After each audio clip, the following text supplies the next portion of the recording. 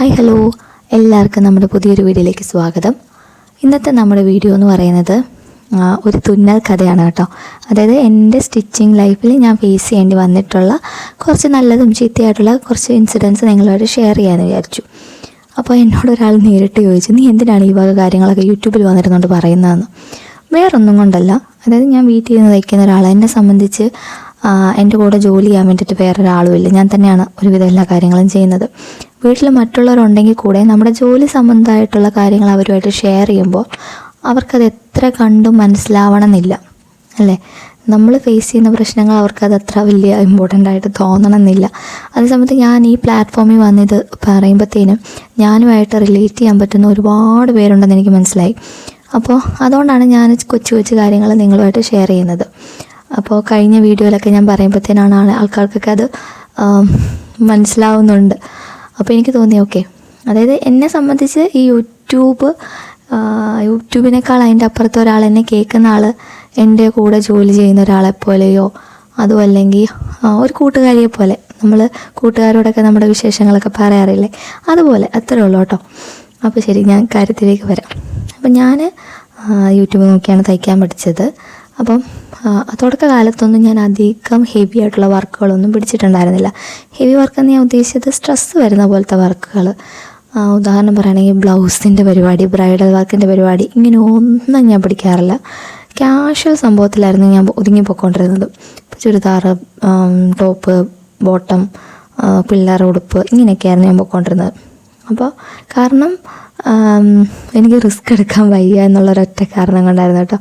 അപ്പം ഞാൻ അങ്ങനെ അങ്ങ് പൊയ്ക്കൊണ്ടിരിക്കുന്ന സമയത്ത് എനിക്ക് തോന്നി ബ്ലൗസ്, ഞാൻ പറഞ്ഞില്ല, ഞാൻ ബ്ലൗസിൽ കൈവെക്കാനേ പോയിട്ടില്ല. കാരണം ബ്ലൗസിലൊക്കെ എന്തെങ്കിലും പ്രശ്നങ്ങളൊക്കെ വന്നു കഴിഞ്ഞാൽ ഭയങ്കരമായിട്ട് അഫക്റ്റ് ചെയ്യും. നമ്മൾ ചെറിയ പ്രശ്നമാണെങ്കിൽ കൂടെയും ബ്ലൗസിൻ്റെ ഫിറ്റിങ്ങിൽ ഭയങ്കരമായിട്ട് അത് അഫക്റ്റ് ചെയ്യും എന്നുള്ള ധാരണ എനിക്ക് ഓൾറെഡി ഉള്ളത് കൊണ്ട് ഞാൻ ബ്ലൗസിലിട്ടൊന്നും കൈ വെക്കാനേ പോയിട്ടില്ല. പക്ഷെ പോകെ പോകെ എനിക്ക് ബ്ലൗസ് തയ്ക്കേണ്ട സാഹചര്യങ്ങൾ വന്നു. അങ്ങനെ ഞാൻ വീണ്ടും യൂട്യൂബ് നോക്കി തന്നെ, ആ സമയത്തെല്ലാം ഞാൻ പഠിക്കുന്നുണ്ട്, എന്നാൽ കൂടെയും നമ്മൾ വീണ്ടും കോൺസെൻട്രേറ്റ് ചെയ്ത ഒരു സബ്ജക്റ്റിനെ കുറിച്ച് കൂടുതൽ നമ്മൾ പഠിക്കുമല്ലോ എന്ന് പറയുന്ന പോലെ ബ്ലൗസിനെ കുറിച്ച് ഞാൻ കൂടുതലായിട്ട് പഠിക്കാൻ തുടങ്ങി. അപ്പം കൂടുതൽ ഡെപ്തായിട്ടുള്ള സംഭവങ്ങളൊന്നും എനിക്ക് മനസ്സിലായിട്ടുണ്ടായിരുന്നില്ല. എന്നാലും ഏകദേശം ഐഡിയാസൊക്കെ എനിക്ക് ആ സമയത്ത് കിട്ടി. അപ്പം ഞാൻ ഓർത്തു, ഇത്രയൊക്കെയല്ലേ ഉള്ളൂ എന്നുള്ള പോലെ അവർ പറയുന്നത് അതുപോലെ ഞാൻ ചെയ്ത് നോക്കുമായിരുന്നു. ഇപ്പോൾ ഒരു 36 സൈസിൻ്റെ ഒരു വീഡിയോ വരുവാണെങ്കിൽ ഞാൻ അതുപോലെ 36 സൈസിൻ്റെ ആൾക്ക് അതുപോലെ ചെയ്ത് കൊടുക്കും. ഞാൻ ഒരു 90% സക്സസ് ആയിരിക്കാം. ഓക്കെ, അപ്പോൾ ആ സമയത്തൊന്നും എനിക്ക് വലിയ കംപ്ലയിൻറ്റ്സ് ഒന്നും അല്ലെങ്കിൽ സജഷൻസോ അല്ലെങ്കിൽ കറക്ഷൻസോ ഒന്നും ആ സമയത്ത് അങ്ങനെ വന്നിട്ടുണ്ടായിരുന്നില്ല. അതുമാത്രമല്ല, ഞാൻ ബ്ലൗസിൻ്റെ കഴുത്തിറക്കം കൊടുത്തുകൊണ്ടിരുന്നത് കൂടിപ്പോയ 6 അല്ലെങ്കിൽ 7 ഇഞ്ച് ബാക്ക് നെക്ക്. ഇതിൻ്റെ അപ്പുറത്തേക്ക് ഞാൻ ആ സമയത്തൊന്നും കൊടുത്തിട്ടുണ്ടായിരുന്നില്ല. അപ്പം അധികം പ്രശ്നങ്ങളൊന്നും ബ്ലൗസിൽ ഈ പറയുന്ന പോലെ വന്നിട്ടുണ്ടായിരുന്നില്ല. അങ്ങനെ ഇരിക്കുന്ന സമയത്ത് തയ്ക്കാൻ തന്നുകൊണ്ടിരുന്ന ഒരു കസ്റ്റമർ തന്നെ അവരുടെ വെഡ്ഡിങ് വന്നപ്പോൾ ആളുടെ വർക്കൊക്കെ, ഇപ്പോൾ ഗൗണൊക്കെ പുറത്ത് റെൻറ്റിന് എന്തൊക്കെ ആയിരുന്നു. പിന്നെ പോയിട്ട് ചെറുക്കൻ കൂട്ടറാണല്ലോ ബാക്കിയൊക്കെ ചെയ്യുന്നത്. അപ്പോൾ അത് അങ്ങനെ അങ്ങ് പോയി. ആളിൻ്റെ, അതായത് ബ്രൈഡിൻ്റെ ചേച്ചിയുടെ വർക്കും അമ്മയുടെ വർക്കുമാണ് എനിക്ക് വന്നത്. അപ്പോൾ ഞാനും ധൈര്യമായിട്ട് തന്നെ എടുത്തു കേട്ടോ വർക്ക്. എടുത്തിട്ട് ആൾ എന്നോട് കണ്ടീഷൻ പറഞ്ഞതെന്ന് പറഞ്ഞു കഴിഞ്ഞാൽ ബാക്ക് ഓപ്പൺ മതി. ബാക്ക് ഓപ്പണിൽ എന്താ പറയുക 10 ഇഞ്ചോ 11 ഇഞ്ചോ ആണ് കഴുത്തിൻ്റെ ഇറക്കാൻ പറഞ്ഞിട്ടുണ്ടായിരുന്നത്. പക്ഷേ എനിക്ക് ആ സമയത്ത് ഒരു ടെൻഷനും തോന്നിയിട്ടില്ല കേട്ടോ. 10 ഇഞ്ച് 15 ഇഞ്ച് ഇറക്കം എന്നൊക്കെ പറഞ്ഞപ്പോൾ എനിക്ക് അങ്ങനെ ആ സമയത്ത് അതൊരു വലിയ പ്രശ്നമാണെന്നൊന്നും എനിക്ക് തോന്നിയതേയില്ല. അപ്പം ഞാനത് ആളുടെ ശരീരം വെച്ച് നോക്കുമ്പോൾ അത്രയൊക്കെ വേണം താനും. അതിലും കുറഞ്ഞു പോയി കഴിഞ്ഞാൽ വൃത്തികേടാണ് എന്ന് ഞങ്ങൾക്ക് കാണുമ്പോൾ തന്നെ മനസ്സിലായതുകൊണ്ട് ഞാൻ ആ അളവിൽ തന്നെ കട്ട് ചെയ്യാന്ന് പറയുമ്പോഴത്തേനും ഞാൻ പറഞ്ഞിട്ടില്ലേ, ഇവർ പറഞ്ഞു തരുന്ന കുറച്ച് ഫോർമുലാസ് അല്ലെങ്കിൽ ഇക്വേഷൻസ് ഒക്കെ ഉണ്ടല്ലോ, ഇപ്പോൾ അപ്പർ ചെസ്റ്റ് /6 ഇങ്ങനെയൊക്കെയുള്ള കുറച്ച് ഇക്വേഷൻസ്, ഇത് ബേസ് ചെയ്തിട്ടായിരുന്നു ഞാനും അന്നത് കട്ട് ചെയ്തിട്ടുണ്ടായിരുന്നത്. അപ്പോൾ ഈ പറയുന്ന പോലെ 10 ഇഞ്ച് 11 ഇഞ്ച് ഇറക്കം വെച്ചിട്ട് ഈ ഇക്വേഷനും എല്ലാം ഫോളോ ചെയ്ത് പറഞ്ഞ പോലെ തന്നെ, അതായത് നെക്ക് ഒഴിച്ച് ബാക്കി എല്ലാ സംഭവവും ഞാൻ ഇതിൽ പറഞ്ഞ വീഡിയോയിൽ പറഞ്ഞ പോലെ തന്നെയാണ് ഞാൻ ചെയ്തിട്ട് ഇപ്പോൾ ഒരു 3-ാം തീയതി കല്യാണം എന്ന് വെച്ചോ, ഞാനത് ആൾക്ക് കൊടുക്കുന്നത് 1-ാം തീയതിയാണ്. അപ്പോൾ അതായത് ട്രയൽ നമ്മൾ നോക്കുന്നത് 1-ാം തീയതി. അപ്പോൾ വേറൊന്നും അല്ല പ്രശ്നം, ബ്ലൗസിൻ്റെ കഴുത്ത് നിൽക്കുന്നില്ല, ഊരി പോവുക. അതായത് ചെസ്റ്റിൻ്റെ അവിടെയൊക്കെ നല്ല ഷേപ്പിൽ നല്ല ഫിറ്റായിട്ട് നിൽക്കുന്നുണ്ട്, പക്ഷേ ഈ ആം ഹോളും നെക്കിൻ്റെ അവിടെ കൊണ്ട് ബ്ലൗസ് നിൽക്കുന്നേ ഇല്ല. അപ്പോൾ ഒന്ന് ആലോചിച്ച് സാരിയും കൂടെ വെച്ചുള്ള അവസ്ഥ എന്തായിരിക്കും എന്നുള്ളത്. വെറുതെ നിന്നിട്ട് പോലും ബ്ലൗസ് നിൽക്കുന്നില്ല. അപ്പോൾ പിന്നെ അപ്പം ഞങ്ങൾക്ക് മനസ്സിലായത് ഷോൾഡറിലോ അല്ല അവിടെ എന്തോ ബാക്കി താഴോട്ടൊക്കെ നല്ല ഒത്തു വന്നു, പക്ഷേ ഈ ഒരു പോർഷനിൽ മാത്രം എന്തോ ഒരു പ്രശ്നം എന്താണെന്നുള്ളത് എനിക്ക് മനസ്സിലായില്ല. അപ്പം ഞാൻ ചിന്തിക്കുന്നതെന്ന് പറഞ്ഞാൽ ഇവർ പറഞ്ഞ പോലെ തന്നെയാണല്ലോ ഞാൻ കട്ട് ചെയ്തത്, എന്താണ് കട്ടിങ്ങിൽ വന്ന പ്രശ്നം, എന്തുകൊണ്ടായിരിക്കും ഇതിങ്ങനെ വന്നത് എന്നുള്ള ചിന്തയിലാണ് ഞാൻ. അപ്പം എനിക്കങ്ങ് സങ്കടവും കരച്ചിലും എന്തൊക്കെയോ ഇമോഷൻ. നമ്മൾ പറയില്ലേ ഭൂമി ഒന്ന് ഇടിഞ്ഞ് വീണിരുന്നെങ്കിൽ, ഈ ലോകം ഒന്ന് അവസാനിച്ചിരുന്നെങ്കിൽ എന്നൊക്കെ തോന്നുന്ന നിമിഷങ്ങളുണ്ടല്ലോ, അതിലൊരു നിമിഷമായിരുന്നു കേട്ടോ എനിക്കത്. കാരണം ബ്രൈഡിൻ്റെ സിസ്റ്ററാണ്, ബ്രൈഡിനെ പോലെ തന്നെ ഫങ്ഷനിൽ ആൾക്കും ഉള്ള ഒരു ഇമ്പോർട്ടൻസ് അറിയാലോ. പിന്നെ ആ സമയത്തെന്ന് പറഞ്ഞാൽ കോവിഡിൻ്റെ ടൈമാണ്, അധികം ഫങ്ഷൻസ് ഒന്നുമില്ല, അധികം ആൾക്കാരൊന്നും വരത്തില്ല, എന്നാൽ പോലും ആൾക്കാർ ശ്രദ്ധിക്കുന്ന ഒരു ആളാണല്ലോ എന്നുള്ള ഭയങ്കര ടെൻഷനായിരുന്നു എനിക്ക്. സത്യം പറഞ്ഞാൽ കരയാനുള്ള സമയം പോലും ഇല്ല, അതാണ് സത്യം. ഞാൻ എന്നിട്ട് എനിക്കാകെ സങ്കടമായി, കരച്ചിലായി. അപ്പോൾ അവർ ആ ചേച്ചി എന്നോട് പറയുന്നുണ്ട്, സാരമില്ല, നീ ടെൻഷനൊന്നും ആവണ്ട, ഇത് ഇത്ര ഒത്തല്ലോ, ഈ ഒരു കാര്യം കൂടെ ഉള്ളത്, നീ വിചാരിച്ചാൽ ചിലപ്പോൾ ശരിയാവും, നീ ഒന്ന് നോക്കുക, അഴിച്ചു പൊളിച്ച് എന്തെങ്കിലുമൊക്കെ ചെയ്ത് കുറയ്ക്കിട്ടാ സമയമുണ്ടല്ലോ. ആൾ രാവിലെ വന്ന് ട്രയൽ എടുക്കുമായിരുന്നു. ഓക്കെ, അപ്പം സമയമുണ്ടല്ലോ എന്നൊക്കെ പറഞ്ഞിട്ട് ആൾ അങ്ങനെ അങ്ങ് പോയി. എന്നിട്ട് അപ്പോൾ ഞാൻ ഓർത്തു ആൾക്ക് സത്യം പറഞ്ഞാൽ ടെൻഷൻ ഉണ്ടോ ഇല്ലയോ എന്നുള്ളത് എനിക്കറിയത്തില്ല, പക്ഷെ ആൾ എന്നോട് അത്രയും നൈസായിട്ടാണ് ബിഹേവ് ചെയ്തത്. പക്ഷെ വേറെ വല്ലവരും ആയിരുന്നു, ഈവൻ ദോ ഞാനാണെങ്കിൽ പോലും ചിലപ്പോൾ റൂഡായി പോകാനേ കേട്ടോ. പക്ഷെ ആൾ അത്രയും കാമായിട്ട് എന്നെ ആശ്വസിപ്പിക്കുക. സത്യം പറഞ്ഞാൽ ചേച്ചീനെ വേണം ഞാൻ ആശ്വസിപ്പിക്കാം, പക്ഷേ ചേച്ചി എന്നെ ആശ്വസിപ്പിച്ചു. അപ്പോൾ ഇതിനകത്തുള്ള പ്രശ്നം എന്ന് പറഞ്ഞാൽ വിത്ത് ബ്ലൗസ് ആയിരുന്നു, വേറൊരു പീസും അതിനകത്ത് ചേർന്ന് പോകത്തില്ല. ഒരു പ്രത്യേക തരം കളറും ഒരു പ്രത്യേക തരം സാരിയായിരുന്നു അത്. ആ വിത്ത് ബ്ലൗസ് അല്ലാതെ വേറൊരു ബ്ലൗസും അതിന് ചേരത്തുമില്ല. അപ്പോൾ ഇതൊക്കെ കൊണ്ട് എനിക്ക് ഭയങ്കര ടെൻഷനായിരുന്നു. എന്നിട്ട് ഞാൻ പിന്നെ യൂട്യൂബിലൊക്കെ കുറേ നോക്കി, പക്ഷെ ഒന്നും ഒരു നല്ല സൊല്യൂഷനായിട്ട് വന്നില്ല. അപ്പോൾ ചേച്ചി എന്നോട് പറഞ്ഞു, ഞാൻ ചോദിച്ചു കെട്ട് വെക്കട്ടെ എന്ന് ചോദിച്ചപ്പോൾ കെട്ട് വെച്ചാൽ കൂടെ അതൊരു ഭംഗിയാവത്തില്ല, അങ്ങനെ ചുളിഞ്ഞ് കിടക്കും, നമ്മളിങ്ങനെ കയറിട്ട് കെട്ടി നിർത്തിയ പോലൊരു ഫീലായിരിക്കും ഉണ്ടാവുക, അതുകൊണ്ട് കെട്ട് വെക്കണ്ട, വേറെ എന്തെങ്കിലും ഓപ്ഷൻസ് ഉണ്ടെങ്കിൽ നോക്കുമെന്ന് പറഞ്ഞിട്ടാണ് ആളിൽ പോയത്. അങ്ങനെ ഞാൻ യൂട്യൂബിലൊക്കെ കുറേ നോക്കി, എന്തൊക്കെയോ അവർ ചെയ്യാൻ പറയുന്നു, ഇങ്ങനെയൊക്കെ ചെയ്താൽ വൃത്തികേടാവുന്നു എന്നുള്ളതല്ലാതെ കൊണ്ട് വേറൊരു നല്ലൊരു ഓപ്ഷൻ ഉണ്ടായിരുന്നില്ല ആ സമയത്ത്. എന്നിട്ട് ഞാൻ പിന്നെ സമയമില്ല, ഇതിനിങ്ങനെ സെർച്ച് ചെയ്തുകൊണ്ടിരിക്കാനുള്ള സമയമില്ല, അതുകൊണ്ട് ഞാൻ നേരിട്ട് എനിക്കറിയാവുന്ന കുറച്ച് ടൈലേഴ്സിൻ്റെ അടുത്തും കുറച്ച് പേരുടെ അടുത്ത് ഞാനിങ്ങനെ പോയി ചോദിച്ചു, ഫോൺ വിളിച്ചും നേരിട്ട് പോയൊക്കെ ഞാൻ ചോദിച്ചു, ഇങ്ങനൊരു പ്രശ്നമുണ്ട്, എന്നെ ഒന്ന് ഹെൽപ്പ് ചെയ്യാൻ പറ്റുമോ, എന്താണ് ഇതിനൊരു സൊല്യൂഷൻ എന്നൊക്കെ ചോദിച്ചു. അപ്പോൾ അവർ ഒരു 4-5 പേരുടെ അടുത്ത് ഞാൻ പോയിട്ടോ, പക്ഷെ ആരും തന്നെ ഹെൽപ്പ് ചെയ്തില്ല. എന്നുവെച്ചാൽ ചിലർ പറയുന്ന അവർക്ക് ബിസിയാണ്, അല്ലെങ്കിൽ സമയമില്ല, വർക്കാണ്, അങ്ങനെയൊക്കെ പറഞ്ഞ് നമ്മൾ ഒഴിവാക്കും. ചിലർ നമ്മളെ കളിയാക്കി വിടുന്നുണ്ടായിരുന്നു, നമ്മളെന്ന് പറഞ്ഞാൽ എന്നെ, അതായത് അവൾക്കത് വരട്ടെ, അനുഭവിക്കട്ടെ എന്നുള്ളൊരു ടോണിൽ പുച്ഛിച്ചു വിടുമായിരുന്നു. അപ്പോൾ സത്യം പറഞ്ഞാൽ നമുക്ക് തോന്നിപ്പോകുന്ന ചില നിമിഷങ്ങളില്ലേ, വേണ്ടിയിരുന്നില്ല, ഈ ഫീൽഡിലേക്ക് വരേണ്ടിയിരുന്നില്ല, നിർത്തിയിട്ട് അവസാനിപ്പിക്കാം, അല്ലെങ്കിൽ വേറെ വല്ല ജോലി നോക്കാം എന്നൊക്കെ തോന്നുന്ന ചില മുഹൂർത്തങ്ങളുണ്ടല്ലോ. അങ്ങനെയുള്ള എല്ലാം കൂടെ ഒത്തു വന്നൊരു ദിവസമായിരുന്നു കേട്ടോ അത്. അങ്ങനെ പക്ഷേ എനിക്ക് നിവർത്തിയില്ല, ഇത് ശരിയാക്കി കൊടുത്തേ പറ്റുള്ളൂ. അങ്ങനെ ഞാൻ പല ആൾക്കാരുടെ അടുത്ത് പോയിട്ട് അവസാനം ഒരു ചേട്ടൻ, ആളുടെ പേര് പറയുന്നതുകൊണ്ട് എനിക്ക് ബുദ്ധിമുട്ടില്ല, പക്ഷെ ആളിപ്പോൾ ഒരു കടയിൽ ജോലി ചെയ്യുന്നതുകൊണ്ട് എനിക്ക് ആളുടെ പേര് മെൻഷൻ ചെയ്യുന്നതുകൊണ്ട് അവർക്ക് എന്തെങ്കിലും ബുദ്ധിമുട്ടുണ്ടാവുമോ എന്ന് എനിക്കറിയത്തില്ല, അതുകൊണ്ട് ഞാൻ പറയുന്നില്ല. അപ്പോൾ ആ ചേട്ടൻ എന്നോട് പറഞ്ഞു, ഞാനത് ശരിയാക്കി തരാം, ഞാൻ പറഞ്ഞു തരാം എന്ന് പറഞ്ഞിട്ട്. സത്യം പറഞ്ഞാൽ എനിക്ക് അയ്യോ മരുഭൂമി മഴ പെയ്ത പോലെ ഒരു സന്തോഷമായിരുന്നു. ശരിയാക്കി തരാമെന്ന് ഒരാളെങ്കിലും പറഞ്ഞല്ലോ, അങ്ങനൊരു സമാധാനം. അങ്ങനെ ഞാൻ ആളുടെ അടുത്ത് ബ്ലൗസ് കൊണ്ട് കൊടുത്തു.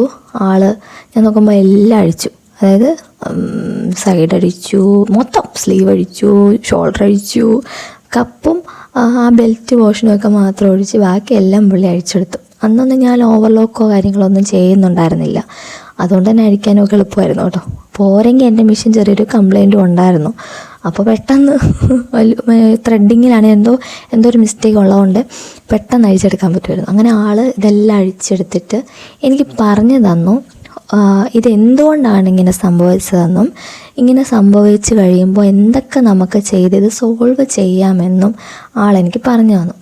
അപ്പോൾ എനിക്ക് മനസ്സിലായി, അപ്പം നമ്മളീ പഠിച്ചതും റിയാലിറ്റിയിലേക്ക് വരുമ്പോഴും രണ്ടും രണ്ടാണ്.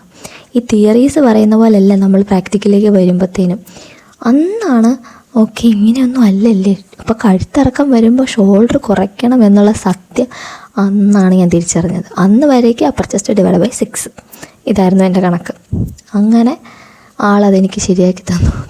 സത്യം പറഞ്ഞാൽ എൻ്റെ ദൈവദൂതനാണ്. ഇപ്പോഴും അതെ, എനിക്ക് എന്തെങ്കിലുമൊക്കെ പ്രശ്നങ്ങൾ സ്റ്റിച്ചിങ്ങായിട്ടൊക്കെ റിലേറ്റഡ് ആയിട്ട് വരുമ്പോഴത്തേനും എന്നെക്കൊണ്ട് പറ്റുന്നില്ല എന്ന് തോന്നുന്ന ഒരു സംഭവമാണെങ്കിൽ ഞാൻ ആളിനെ കോണ്ടാക്ട് ചെയ്യും. അപ്പോൾ ആളെനിക്ക് പറഞ്ഞു തരാറുണ്ട്. അപ്പോൾ എനിക്ക് തോന്നിയിട്ടുണ്ട് കേട്ടോ, അങ്ങനെ ഒരാളെങ്കിലും സത്യം പറഞ്ഞാൽ നമ്മുടെ ലൈഫിൽ വേണം. ഒരാളെങ്കിലും നമ്മൾ അത്രയും പെട്ട് നിൽക്കുന്ന സമയത്ത് ഹെൽപ്പ് ചെയ്യാൻ വേണ്ടിയിട്ട്, ജോലിയുടെ കാര്യത്തിലൊക്കെ ആണെങ്കിലുമൊക്കെ അല്ലേ, അത് വേണം എന്നെനിക്ക് തോന്നിയിട്ടുണ്ട്. അങ്ങനെ ഞങ്ങൾ ബ്ലൗസ് റെഡിയാക്കി. അപ്പം ഞാൻ പറഞ്ഞില്ലേ, അമ്മയുടെ ബ്ലൗസിൽ വന്ന കുഴപ്പമെന്ന് പറഞ്ഞാൽ വേറെ ഒന്നുമല്ല, മിഷ്യൻ റിലേറ്റഡ് ആയിട്ടുള്ള കംപ്ലയിൻ്റ് ആയിരുന്നു കേട്ടോ. അത് ഫിറ്റിങ്ങിൻ്റെ കാര്യത്തിൽ ആൾ അത്രയൊന്നും എന്നോട് പറഞ്ഞില്ല. മിഷ്യൻ്റെ നൂലിങ്ങനെ ലൂപ്പ് അടിക്കുന്ന പോലെ വരുന്നുണ്ടായിരുന്നു, ഇടയ്ക്കിടയ്ക്ക് സ്റ്റിച്ച് വീഴാതെ വരുന്നുണ്ടായിരുന്നു. അതൊക്കെ അമ്മയുടെ ബ്ലൗസിൽ വന്നൊരു പ്രശ്നമായിരുന്നു. എനിവേസ് അത് എന്തൊക്കെയോ എൻ്റെ പ്രാർത്ഥന കൊണ്ടെന്തോ ദൈവം സഹായിച്ച് അത് ഫങ്ഷനൊക്കെ അത്യാവശ്യം നല്ലതായിട്ട് പോയി. ഞാൻ പറഞ്ഞില്ലേ, ആ കസ്റ്റമർ എന്നോട് ബിഹേവ് ചെയ്ത ആ രീതി എന്ന് വെച്ചാൽ അത്രയും സ്നേഹമായിട്ട് അത്രയും കാമായിട്ട് ബിഹേവ് ചെയ്തപ്പോൾ എനിക്ക് എന്നോട് തന്നെ ഒരുമാതിരി ഒരു ദേഷ്യമായിരുന്നു കേട്ടോ സത്യം പറഞ്ഞാൽ. അതായത് ഇത്രയും നാൾ ഞാൻ പഠിച്ചു വെച്ച ഒന്നും ശരിയല്ലായിരുന്നു. ഇനിയെങ്കിലും ജോയിന് പഠിക്കണം, ഇനിയെങ്കിലും ഇതിൻ്റെ ഡെപ്ത് മനസ്സിലാക്കി. മറ്റേത് ഞാൻ ആർക്കാണ്ടും വേണ്ടി തയ്ക്കുന്ന പോലെയായിരുന്നു ചെയ്തുകൊണ്ടിരുന്നത്. അങ്ങനെയല്ല, ഇനി ഇത്തിരി സീരിയസ് ആയിട്ട് ഇതിനെ കാണണം, അല്ലെങ്കിൽ ഇനി ഇതുപോലുള്ള പ്രശ്നങ്ങൾ വരരുത് എന്നുള്ള ഒരു നിശ്ചയത്തിൽ ഞാൻ പിന്നെ അതിനെക്കുറിച്ച് ഡീപ്പായിട്ട് പഠിക്കാൻ തുടങ്ങി. അപ്പം എനിക്ക് തോന്നുന്നു ഒരുപാട് പേര് നമ്മളോട് റൂഡായിട്ട് ബിഹേവ് ചെയ്യില്ല. കാരണം അവർ പൈസ കൊടുത്ത് മേടിച്ച് തയ്ക്കാൻ തന്ന്, തയ്യക്കൂലിയും തന്ന്, അഥവാ അത് എന്തെങ്കിലും കാരണവശാൽ ഫ്ലോപ്പ് ആവുകയാണെങ്കിൽ അവർക്കാണ് അതിൻ്റെ നഷ്ടം. ശരിയല്ലേ? അപ്പം നമ്മൾ തയ്യക്കൂലി തിരിച്ച് കൊടുത്തെന്ന് പറഞ്ഞാലും ആ തുണി ചിലപ്പം വേറെ കിട്ടണമെന്നില്ല. ചിലപ്പോൾ നമുക്ക് അറേഞ്ച് ചെയ്ത് കൊടുക്കാൻ പറ്റുമായിരിക്കും. പക്ഷെ എന്നാൽ കൂടെ ചില സാഹചര്യത്തിൽ ഇപ്പോൾ ഈ പറഞ്ഞ പോലെ വിത്ത് ബ്ലൗസൊക്കെ വരുന്ന സാരി ബ്ലൗസൊക്കെ ആണെങ്കിൽ നമ്മൾ എവിടെ നിന്ന് ഒപ്പിച്ച് കൊടുക്കും. അപ്പം അവരെ നമുക്ക് അത്രയും ഇതാക്കാനും പറ്റത്തില്ല. അങ്ങനെയുള്ള സാഹചര്യത്തിൽ കസ്റ്റമർ റൂഡായിട്ട് ബിഹേവ് ചെയ്യേണ്ട സ്ഥാനത്ത് ആ ചേച്ചി എന്നോട് അത്രയും സ്നേഹമായിട്ടാണ് ബിഹേവ് ചെയ്തത്. അതുകൊണ്ട് തന്നെയാണ് ചില സംഭവങ്ങളൊക്കെ എനിക്ക് മനസ്സിൽ വരുമ്പോഴത്തേനും നിർത്താനിട്ടിട്ട് ഇനി ഈ പരിപാടിക്ക് വേണ്ട, ഉപേക്ഷിച്ചേക്കാം എന്നൊക്കെ തോന്നുമ്പോൾ ആ ബിഹേവ് ചെയ്ത രീതി എൻ്റെ മനസ്സിൽ വരും. അതായത് ഇത്രയൊക്കെ പ്രശ്നം ഞാൻ സഹിച്ചല്ലോ, അതായത് എൻ്റെ അനിയത്തിയുടെ കല്യാണ ബ്ലൗസ് നിൻ്റെ കയ്യിൽ ഞാൻ കുളമാക്കാം ധൈര്യമായിട്ട് നിനക്ക് തന്നു, അത്രയും പോലെ റിസ്ക് നിനക്ക് നിൻ്റെ ജീവിതത്തിൽ എടുത്തുകൂടെ എന്നുള്ളൊരു തോട്ട് എനിക്ക് വരും. അങ്ങനെ ഡെവലപ്പ് ചെയ്താണ് ഓരോ മൈന്യൂട്ടായിട്ടുള്ള പ്രശ്നങ്ങൾ. ഞാൻ പറയുന്നത് ഇപ്പോൾ പ്രശ്നങ്ങളില്ലെന്നല്ല, എന്നാൽ കൂടെ ഉണ്ടാവും. നമ്മൾ മനുഷ്യന്മാരല്ലേ, തെറ്റ് സംഭവിക്കാതിരിക്കുമോ? അപ്പോൾ ചെറിയ ചെറിയ പ്രശ്നങ്ങളൊക്കെ സംഭവിക്കും. എന്നാൽ പോലും ആ പ്രശ്നങ്ങൾക്ക് ഞാൻ എപ്പോഴും പ്രശ്നത്തെക്കാളും ഉപരി അതിൻ്റെ സോഴ്സ് എന്താണെന്നായിരിക്കും. അല്ലെങ്കിൽ ഇപ്പം ഒരു പ്രശ്നം ഉണ്ടായി, നമുക്കറിയാം അതിനൊരു സൊല്യൂഷൻ ഉറപ്പായിട്ട് നമ്മൾ കണ്ടുപിടിച്ചേ പറ്റൂ. എന്നാൽ കൂടെ അതിനൊരു റൂട്ട് കോഴ്സ് ഉണ്ടായിരുന്നു വെച്ചാൽ അതിനൊരു കാരണം ഉണ്ടാവുമല്ലോ. ഇതായിരിക്കും എപ്പോഴും എൻ്റെ മനസ്സിലെ ചിന്ത. അതറിഞ്ഞെങ്കിൽ മാത്രമേ നമുക്ക് മുന്നോട്ട് അത് ക്ലിയർ ചെയ്ത് പോകാൻ പറ്റുള്ളൂ. അങ്ങനെ ഇരിക്കുന്ന സമയത്താണ് ഞാൻ പറഞ്ഞില്ലേ, തുന്നൽക്കാരൻ ചാനൽ ഞാൻ കാണുന്നതും. ആളാണ് സത്യം പറഞ്ഞാൽ ഇങ്ങനെയുള്ള കാര്യങ്ങൾ കൂടുതൽ എക്സ്പ്ലെയിൻ ചെയ്ത് ഞാൻ മലയാളത്തിൽ ആദ്യമായിട്ട് ആൾ പറയുന്നത് അങ്ങനെ. അതായത് നെക്കിനനുസരിച്ച് വേണം ഷോൾഡർ കുറയ്ക്കണം, അതനുസരിച്ച് വേണം നമ്മൾ ആം ഹോൾ കൊടുക്കണം എന്നൊക്കെ ഉള്ളത് പറയുന്നത് കേട്ടോ. സത്യം പറഞ്ഞാൽ വേറെ ആരും അങ്ങനെ പറയുന്നത് ഞാൻ കേട്ടിട്ട് പോലില്ല ആ സമയത്ത്. ഇപ്പോൾ കുറേയെങ്കിലും പേര് പറയുന്നുണ്ടാവാം, പക്ഷെ എന്നാൽ ആളാണ് ആ സമയത്ത് പറഞ്ഞു തുടങ്ങിയത്. അങ്ങനെയാണ് ഒരുവിധം സത്യം പറഞ്ഞാൽ ബ്ലൗസിൽ കുറച്ചെങ്കിലുമൊക്കെ പഠിക്കാൻ പറ്റിയ, അല്ലെങ്കിൽ കുറച്ചെങ്കിലുമൊക്കെ ധൈര്യമായിട്ട് ചെയ്യാൻ പറ്റിയത് ആളുടെ ചാനൽ യൂട്യൂബിൽ വന്ന ശേഷമാണ് കേട്ടോ. അപ്പം ഞാൻ പറയാൻ വന്നത്, നമ്മൾ എവിടെയെങ്കിലുമൊക്കെ ഇതുപോലെ മിസ്റ്റേക്ക് സംഭവിക്കുമ്പോൾ നമ്മൾ വിചാരിക്കും നിർത്താം, വേണ്ട, ഇത് നമുക്ക് പറ്റിയ പണിയല്ല എന്നൊക്കെ ചിന്തിക്കുമായിരിക്കാം. അത് സ്വാഭാവികമാണല്ലോ, മനുഷ്യൻ്റെ ചിന്തകൾ പല രീതിയിൽ പോവും. പക്ഷെ എന്നാൽ കൂടെ ഒന്ന് പിടിച്ച് നിൽക്കുക, ഒന്ന് ഹോൾഡ് ചെയ്യുക. ചിലപ്പോൾ അന്നൊരു ദിവസം മുഴുവൻ ഇരുന്ന് കരഞ്ഞെന്ന് വരാം, അന്നല്ല ഒരാഴ്ച വരെ ഇരുന്ന് കരഞ്ഞെന്ന് വരാം. എന്നാൽ പോലും പഴയതിനേക്കാൾ സ്ട്രോങ് ആയിട്ട് തിരികെ വരാൻ ശ്രമിക്കുക. അതിൻ്റെ പ്രശ്നങ്ങൾക്ക് സൊല്യൂഷൻ എന്താണെന്നുള്ളത് കണ്ടുപിടിക്കുക. ഒപ്പം തന്നെ അതിൻ്റെ കാരണം എന്താണെന്നും കണ്ടുപിടിക്കുക. അതനുസരിച്ച് നമ്മൾ ഡെവലപ്പ് ചെയ്യുക. ഒരു ബിഗിനറാണ് നിങ്ങളെന്നുണ്ടെങ്കിൽ, അല്ലെങ്കിൽ എക്സ്പേർട്ടാണ് നിങ്ങളെന്നുണ്ടെങ്കിലും നിങ്ങൾക്ക് ഒരുപാട് പ്രശ്നങ്ങൾ വന്നിട്ടുണ്ടാവാം, ഇനി വരുമായിരിക്കാം, ഇപ്പോൾ ഫേസ് ചെയ്യുന്നുണ്ടാവാം. അപ്പം സ്റ്റിച്ചിങ്ങിൽ എനിക്ക് തോന്നുന്നു മറ്റേ എക്സ്പീരിയൻസ് എന്ന് പറയുമല്ലോ, അത് ഭയങ്കര ഇമ്പോർട്ടൻ്റ് ആണല്ലോ. അതായത് ചിലർ പറയുന്നത് ഞാൻ കേട്ടിട്ടുണ്ട്, ഞങ്ങൾ ഇത്ര വർഷം എക്സ്പീരിയൻസ് ഉള്ളവരാണ്, പക്ഷേ ഈ വർഷത്തിലൊന്നും ഒരു കാര്യമില്ലെന്നുള്ളത് എനിക്ക് മനസ്സിലായിട്ടുണ്ട്. അതായത് ചില ആൾക്കാർ എത്രയോ വർഷം ഇരുന്ന് തയ്ക്കുന്നുണ്ടാവാം, എന്നാൽ പോലും അവർക്ക് പ്രശ്നങ്ങൾ വരാറുണ്ട്. അപ്പം അതിനകത്ത് വലിയ കാര്യമൊന്നുമില്ല. ഈ വർഷങ്ങളിരുന്ന് തയ്ച്ചു എന്ന് പറയുന്നതിനകത്ത് വലിയ കാര്യമൊന്നുമില്ല. പക്ഷെ നമ്മൾ എന്ത് പഠിച്ചു എന്നുള്ളതിനകത്ത് കാര്യമുണ്ട്. അപ്പോൾ നമ്മൾ ഓരോ ഇൻസിഡൻറ്റും ഓരോ ചാപ്റ്ററായിട്ട് മനസ്സിലാക്കി മുന്നോട്ട് പോവാം. അപ്പം ഇതേപോലെയുള്ള സ്റ്റോറീസായിട്ട് ഞാൻ വീണ്ടും വരും. നിങ്ങൾക്കുണ്ടായിട്ടുള്ള അനുഭവങ്ങളും നിങ്ങൾ പങ്കുവെക്കുക. നമ്മുടെ ഇന്നത്തെ വീഡിയോ അടുത്തൊരു വീഡിയോ ആയിട്ട് വേഗം വരാം. അതുവരെയ്ക്കും ടാറ്റാ.